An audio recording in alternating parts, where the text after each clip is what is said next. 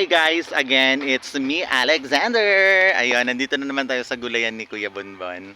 Ayun, at this moment, sabi niya nga, mag-harvest rin daw tayo ng matatandang talong. Ayun siya, oh. Thank you, Kuya Bon. Ayun. So, ayun guys, meron tayong mga talong dito. Ayun, isang hilera ng mga talong. At syempre, meron tayong mga matatandang talong. Ayun, so, bubunutin na natin yung isa. So, ayun, masarap itong talong na to kasi hindi pa naman siya ganun katatanda. So,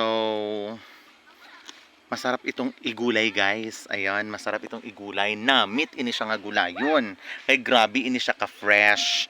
Ayun guys ha, so tatlo na ang aton nga nakuha nga talong diri. Ayun. So, mang-harvest pa kita sang talong. So, meet Jed. Hello, Jed.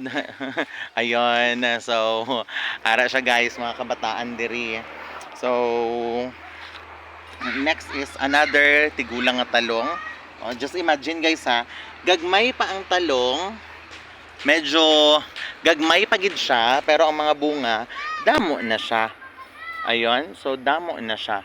So, sige. Are. So, may baba na nga luto.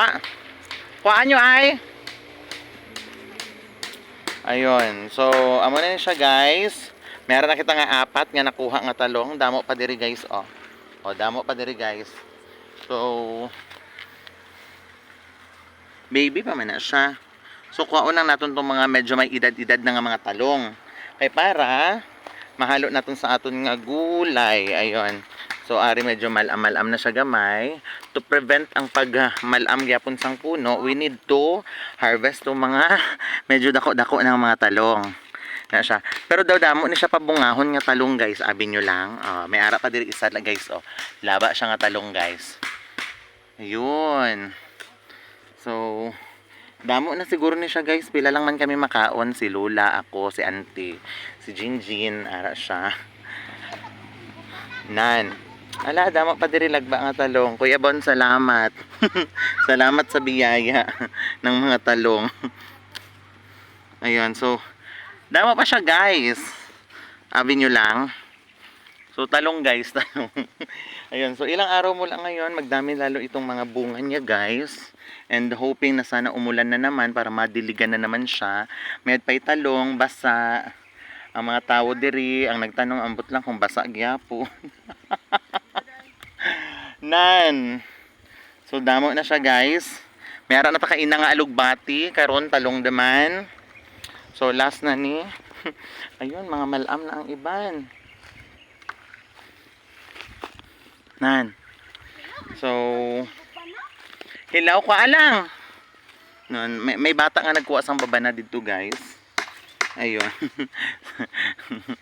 Na. So marami ditong gulay guys, may talong, may fruit din na babana, guyabano sa Tagalog, good for cancer. Ganon. So amon ni siya.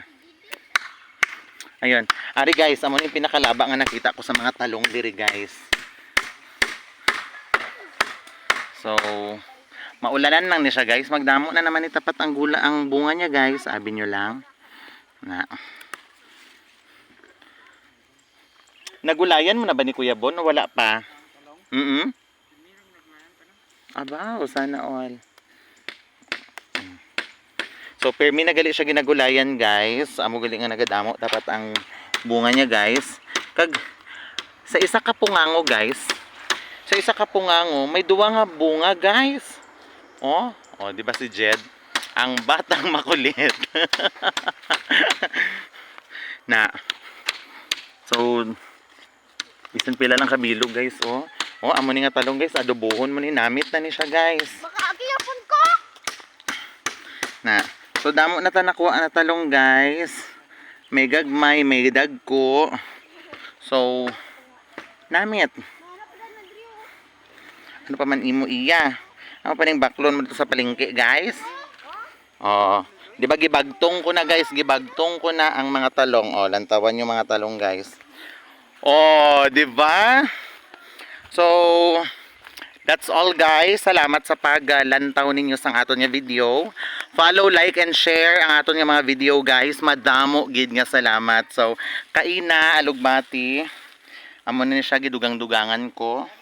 So may talong pa kita. So damo na kita gulay yon. May lamas na gyapon, o di ba? May mga tanglad gyapon na dira sa palibot.